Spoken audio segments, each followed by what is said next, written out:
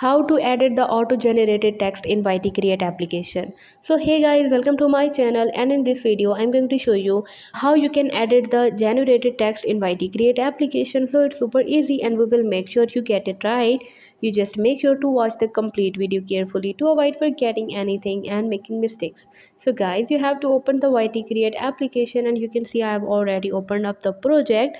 You can see my generated content in the video. Now if I wanted to edit that content, I can simply tap right here on the edit button, and you can see that I can change any of the word. For example, if I want to change the so word, so I can tap right here on the so, and uh, I can cross this, and I can add my new, like let me tap my.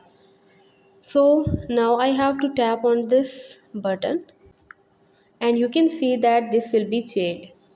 You can also see the whole list of the video, and you can select any of the content from there, and you can change this content.